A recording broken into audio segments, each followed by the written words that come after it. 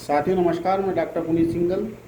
आज मैं आपको बताने वाला हूँ दान के विषय में कि दान में महादान जो माना जाता है, रक्तदान को महादान की उपाधि दी गई है कि रक्तदान केवल मनुष्य ही मनुष्य को कर सकता है।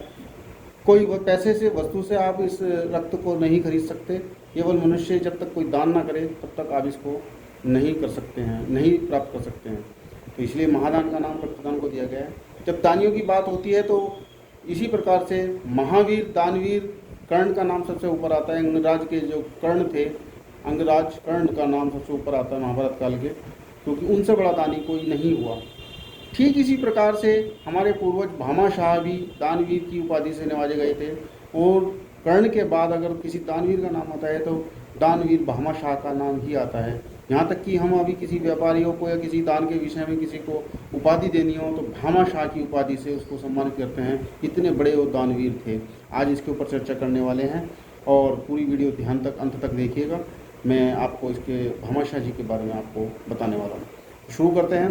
भामाशाह जी राजा उदय सिंह मेवाड़ के जो राजा थे, चित्तौड़गढ़ के मेवाड़ के जो राजा थे राजा उदय सिंह, उनके दरबार में प्रधान की भूमिका में भारमल जी, उनके दो पुत्र थे, एक भामाशाह और एक ताराचंद जी।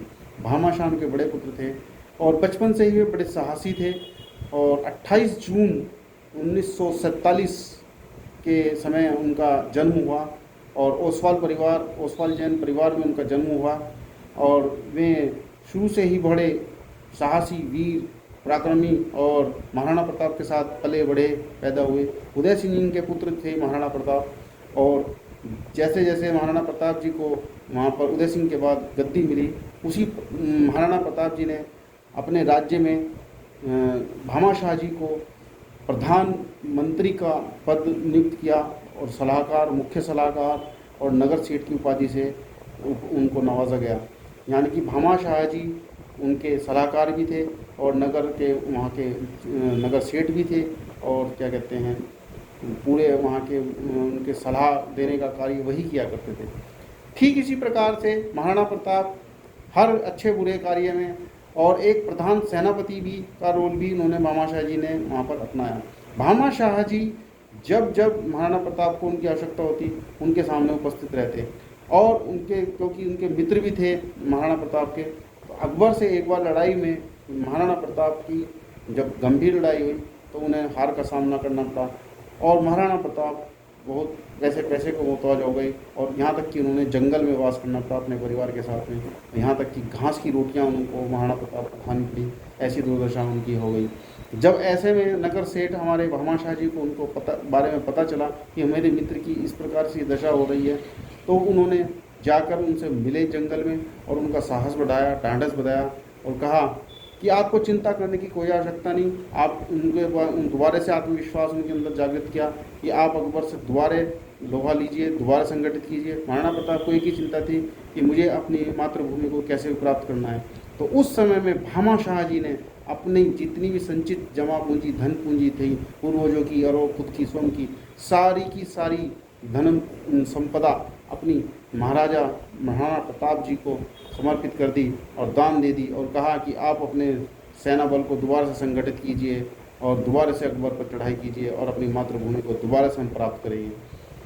कहा जाता यह है कि उन्होंने इतनी सारी संपदा उस समय पर दी कि उससे 25,000 सैनिकों का खाना, 15 वर्षों तक उनका खाना, रहना, सहना सब कुछ संभव हो सकता था। इतना सारा रुपया पैसा उन्होंने, चांदी जेवरात उनको दान में दे दिए थे। तो इस प्रकार से अपनी उदारता दिखाते हुए ये दानवीर की उपाधि महाराणा प्रताप द्वारा उनको दी गई कि आपसे बड़ा दानी पूरे संसार में अब कोई नहीं हो सकता है, कि आपने अपनी सारी संपदा दे दी। और इससे उनका आत्मविश्वास दोबारा पुनः लौटा और महाराणा प्रताप ने देवर के युद्ध में अकबर को धूल चटाई और पुनः अपनी मातृभूमि को वापस प्राप्त किया। और इस प्रकार से भामाशाह के द्वारा ही ये संभव हो पाया, क्योंकि अगर वो अपनी जमा पूंजी, अपना दान ना देते उस समय पर तो उनको वह सब प्राप्ति नहीं हो पाती। अपनी मातृभूमि के लिए वो संघर्ष महाराणा प्रताप नहीं कर पाते। महाराणा प्रताप उनका तहे दिल से शुक्रिया अदा करते हैं। और आज भी जब भी व्यापारी वर्ग में हमारे ये दान के विषय में चर्चा की जाती है या कोई दानवीर होता है, कोई दान देता है, तो उसको हम भामाशाह की उपाधि से ही नवाजते हैं कि भामाशाह, आप हमारे भामाशाह हैं, आप हमारे भामाशाह हैं कि आपने इतना बड़ा दान हमें दिया है। हालांकि भामाशाह की तरह दानवीर अभी तक कोई पैदा नहीं हुआ है, लेकिन फिर भी हम उनको, जितने भी यहाँ पे हमारे दानवीर इकट्ठे होते हैं, कोई भी दान देता है तो उसको हम भामाशाह की उपाधि से नवाजते हैं। क्योंकि ऐसे ही हमारे पूर्वज, हमारे महाराज भामाशाह थे, जिनके आज हम नमन करते हैं और उनकी जयंती को यहाँ पर सेलिब्रेट कर रहे हैं। इसी प्रकार की धन्यवाद, इसी प्रकार की वीडियो पाने के लिए मेरे चैनल को सब्सक्राइब जरूर करें। धन्यवाद, थैंक यू।